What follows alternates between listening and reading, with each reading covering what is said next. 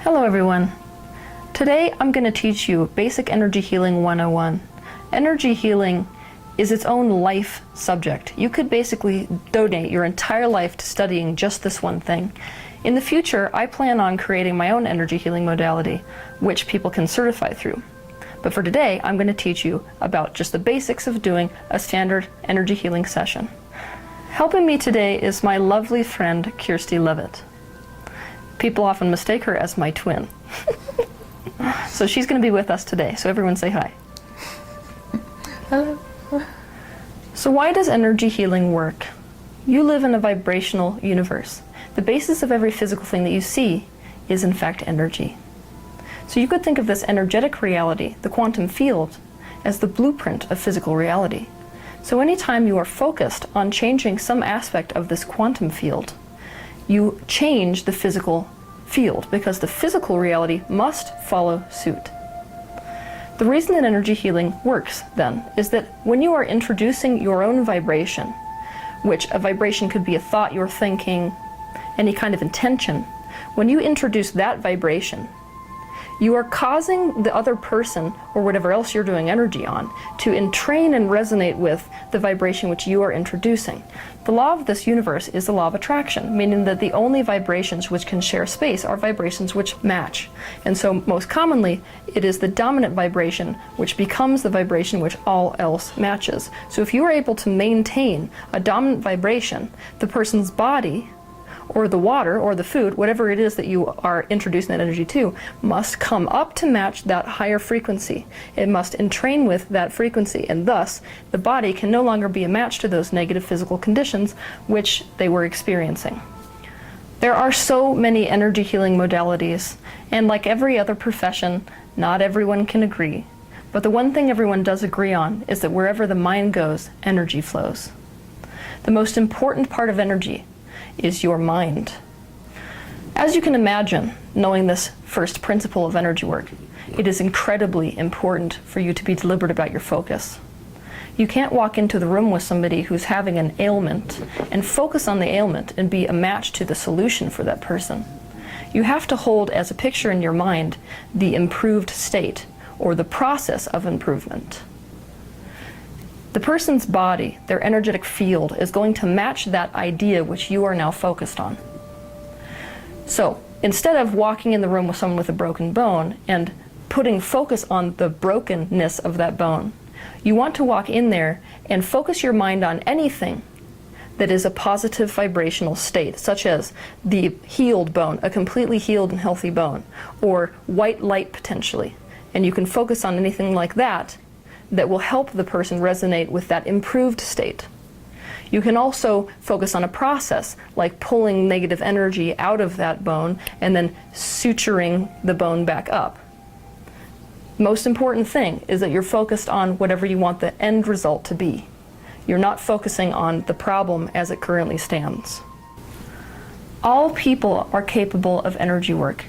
It is true that some are born with this innate talent and the innate drive and intention to be doing healing work, but there is not one person walking this planet that cannot help to heal another person.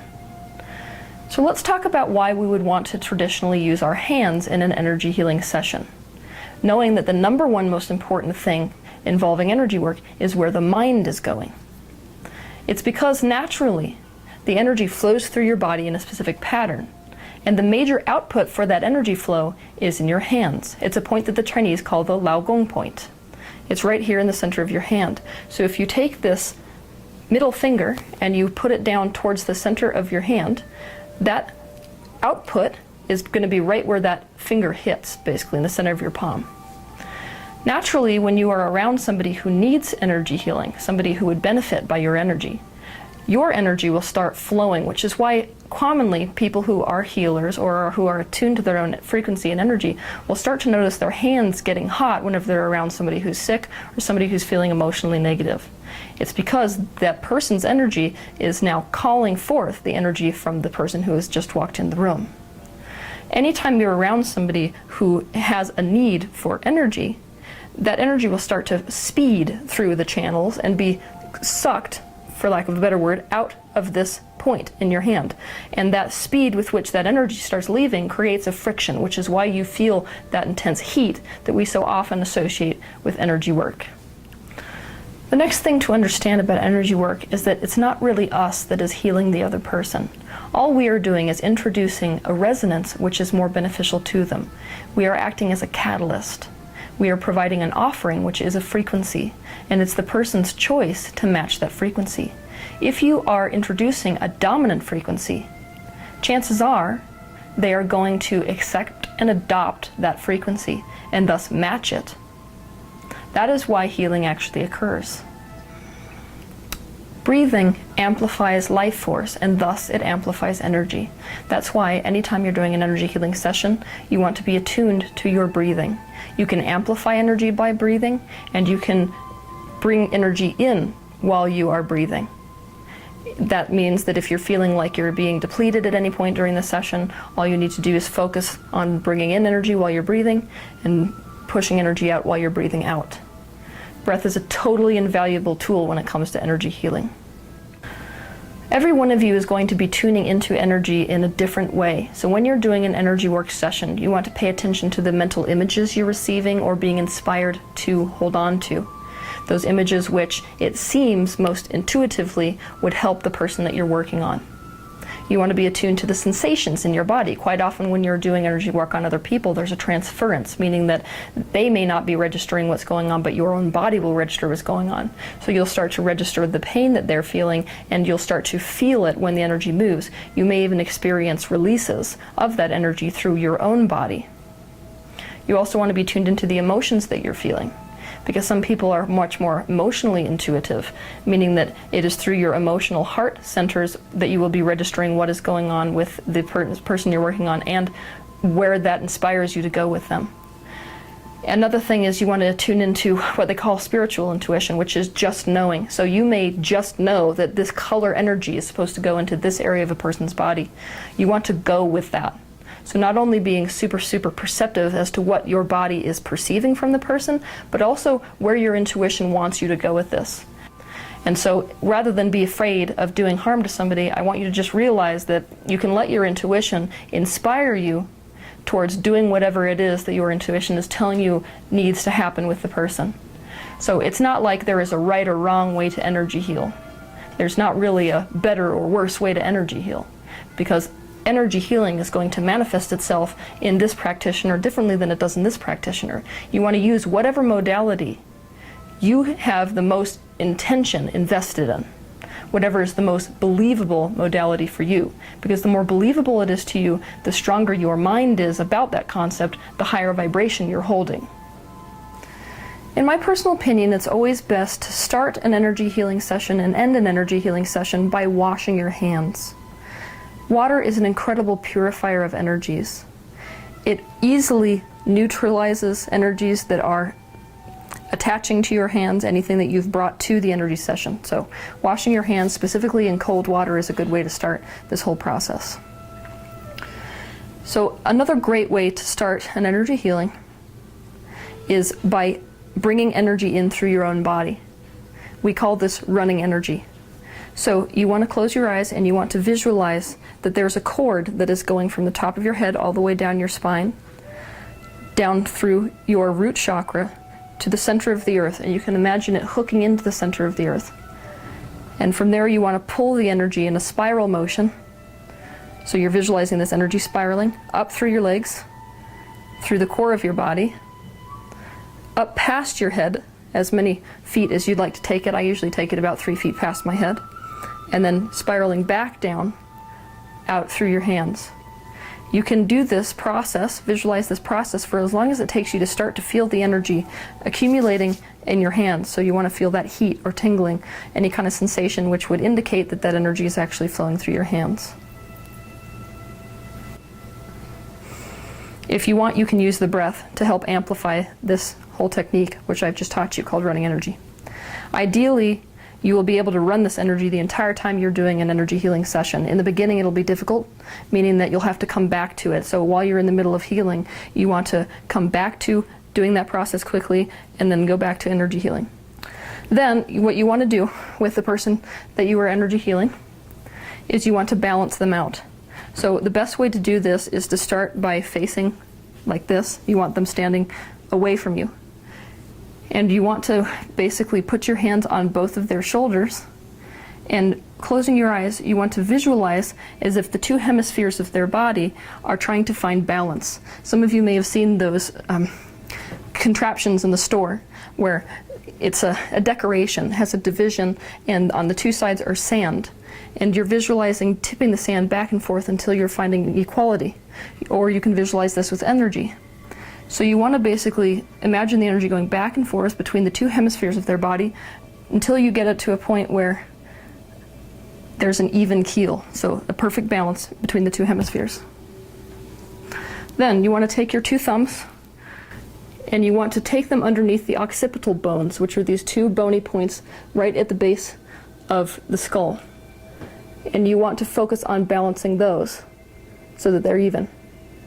It will impress you how quickly the energy in the body will balance. And not only the energy, but the actual physical structure will balance. Sometimes with people it takes some focus, other times it takes none. Literally getting your hands this close will cause them to immediately go into balance. Then, after you have done the occipital bones, you want to come down to the shoulders and do the exact same thing. So place your hands like this on the shoulders, and you want to find that same point of balance in the shoulders. Once you've done that, you want to come down and kneel at the base of a person and put your hands like this on the ridges of their hip bones. And if you look really closely, you'll be able to notice that quite often they're off kilter. When the body energy is not balanced, you'll see one hip that's higher than the other usually. So, putting your hand there, you want to focus on that same balancing that you did in the occipital bones and on the shoulders. It's quite common for people to get off balance when you're doing this because you are changing the entire dynamic of how their body is structured. After you've done that, you can come down and do the same thing with the knees. Once you've performed that, it's now time to do an energy sweep on the person that you're running energy on. This is a lot like that technique of running energy that you did with yourself. You want to visualize either the energy running in a straight line, more like a stream, or in spirals if that works better for you. So you come from the back first. You start by collecting the earth energy, and you want to pull it up through their body, up past their head, and then down their head through their arms. You want to do the exact same thing on the front. Before we move on to the next part, I want to mention that there is another way to run energy which works just as well for some people. That is that you're pulling in energy from the earth up to about your dantian area or here to your solar plexus area. Simultaneously, you are drawing an energy, universal energy, from your head, and you're causing that energy to meet here. That meeting of energies, universal energy and earth energy, is going to cause a type of a reaction. And you're going to push that energy of the collection of those two energies out through your hands. That's one way that can really work for people when they're running energy through their hands. And one way is not better than another way. It's just some things work for some people and other things work better for other people. In China, this is the main modality that people use to do energy work, because they're all about the concept of yin-yang, which is polar energies meeting. In fact, many of the practitioners there have developed this type of an ability to such a degree that when they pull these two polar energies together at their dantian area, they're able to actually physically shock people with their energy. Then what you want to do is one by one go through all of the chakras down the body, and you want to hold your hands over that chakra and allow the person's body to pull your energy in. You're allowing the body to use whatever energy it pulls from you in whatever way it wants to. So we'll start here at the crown chakra, which is right at the crown of the head. So holding your two hands there, you can move your feet till they're about shoulder width apart, which means that the energy will be flowing through your body in the easiest way. There's not going to be any restriction there. You also want the person's hands to be straight at their side, because you want the energy to be moving in a free and unrestricted manner through their body. So holding your hands here at the crown chakra, you just focus on whatever you want to focus on, whether it's a healthy state of the brain or whether it's a particular color of light energy that you are holding here. A lot of people like to use the color of the actual chakras. So when we're working with the crown chakra, we're working with the color violet. So you want to visualize whatever you want to visualize here, whatever works for you, and just let the person utilize this energy. When the person is done soaking up the energies through this particular chakra, you'll start to feel a kind of a resistance, or else emotionally you'll get a feeling of completion. That's your indication that it's time to move on to the next chakra. The next chakra you want to work on is the third eye chakra, which is the sixth chakra. It's located right in the center of the forehead, above the eyebrows. So yet again, you're putting your hands here and you are visualizing whatever it is that comes to you to visualize. And you're allowing the person's energy to suck your energy in and use it however the person wants to use it. The chakras are all associated with organ systems.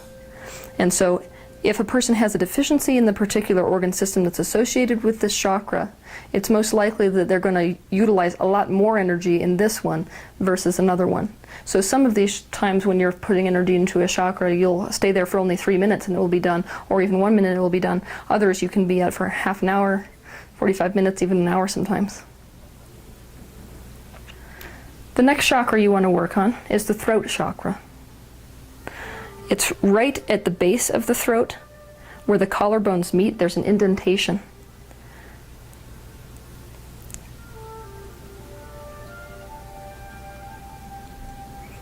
Again, this is the abridged version. If I was doing an actual healing session on Kirsty here, instead of using her as a demonstration, I would be spending much more time on each chakra.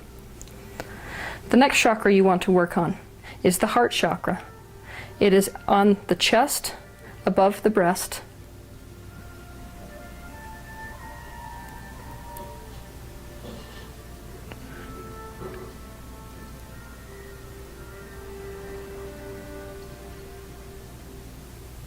The next chakra that you're going to work on is the solar plexus chakra. If you trace the ribs, the solar plexus is right below the apex of where those ribs meet, so it's below the sternum, above the belly button.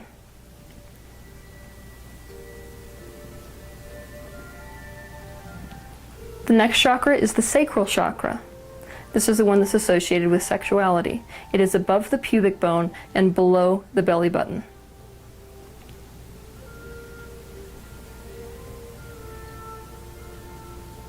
If you wish, when you're doing this, you don't need to leave your hands in one space on top of the body.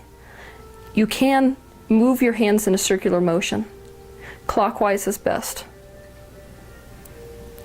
Depending on who you're healing, you could either, when you're doing this process, also have your hands above the chakra, or you can place them directly against the skin. It depends whether you want to do hands-on or hands-off healing. The next chakra you're going to work on is your root chakra. The root chakra is actually located around your perineum area, so obviously you're not going to get in there when you're doing an energy session. So instead what you want to do is hold your hands right above the base of their pubic bone, like this. And you want to visualize that energy being sucked in between their legs and up through their body. Another good way to work on this is to come down more, and you can hold your hands like this.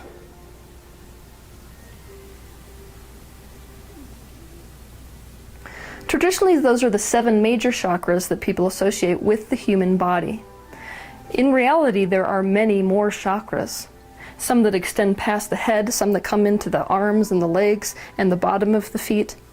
It's just when you're talking about basic chakras, and this is Energy Healing 101, those are the main chakras that you're going to work with.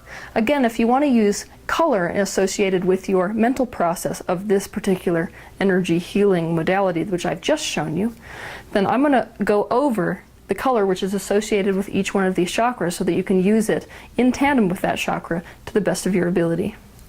The crown chakra is associated with an intense violet color, that's purple. This third eye chakra is indigo, that's a blue-purple color. The throat chakra is blue.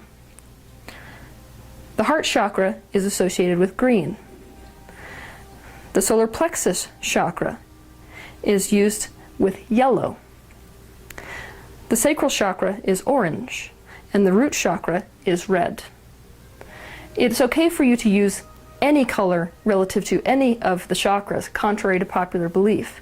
But most often, these chakras respond the best to the energy, color of the energy, which they are associated with. And it's perfectly fine for you to use any hue within that range. So when we're working with the throat chakra, say, you can use a dark blue, a light blue, whatever type of blue you want to use. You're not restricted with energy work as much as you would think.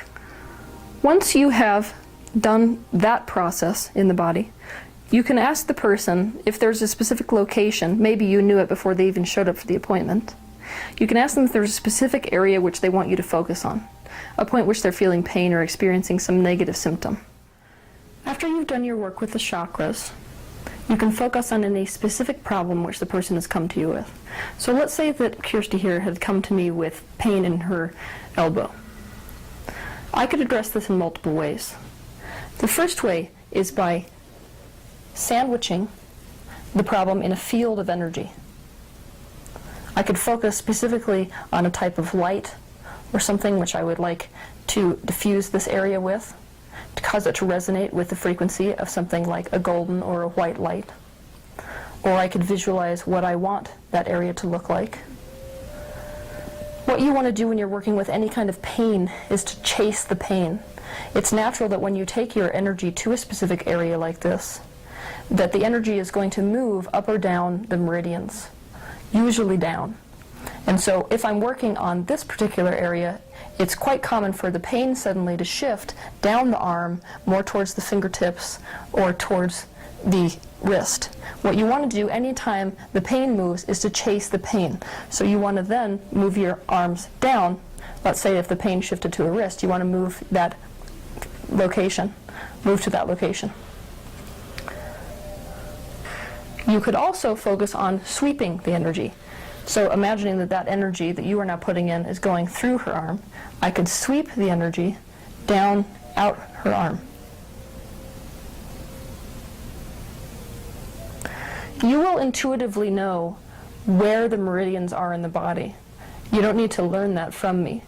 So when you're working on something like the shoulder, you might intuitively just feel like the energy should move down the arm. Trust that intuition. Another way you can go about addressing pain is by localized energy work. So you could utilize 2 fingers, 1 finger, or 3 fingers.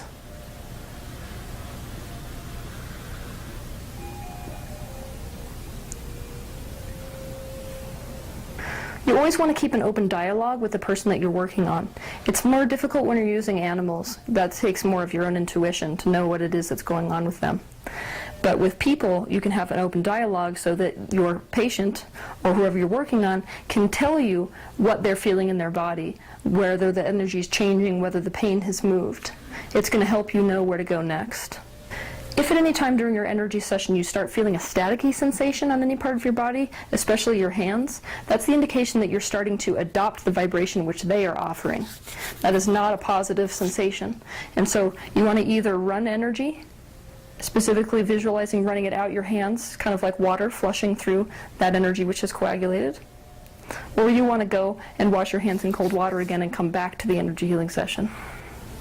You can, if you wish, visualize pulling all of the negative energy out of the body before you begin doing any of this process which I've just taught you, of filling the body up with a positive high vibrational energy. That works for some people.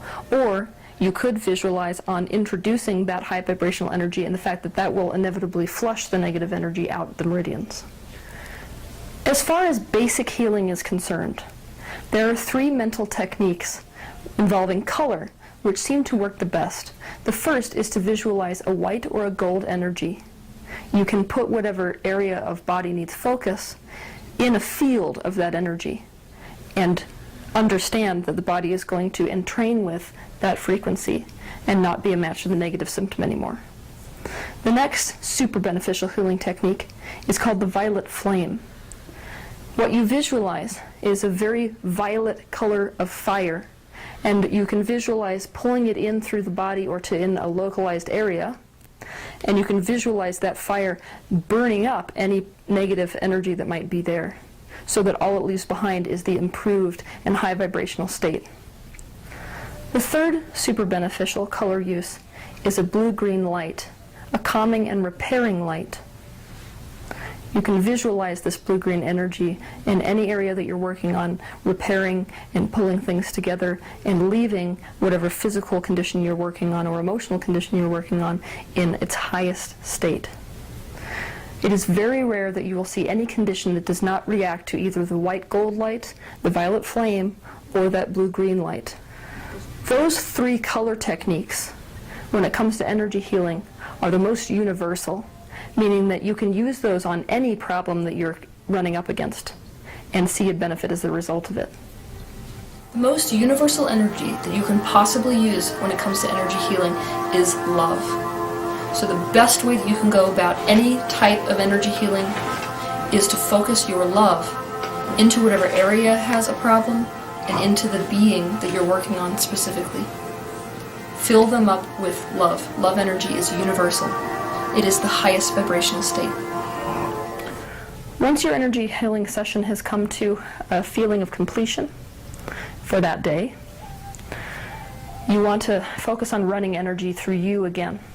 So that same process of hooking the cord into the center of the earth, pulling the energy up through your body and out your hands. You want to do that a few times with the breath to make sure that you've flushed any energy that is not yours that you've accumulated or resonated with during this vibrational session, so that you can go about your day in a heightened state of energy, it's quite common for people who are doing energy work in the beginning to utilize too much of their own energy and to focus in a way which depletes their energy. And so running energy after the healing session for yourself as the healer alone is going to help you to not feel depleted.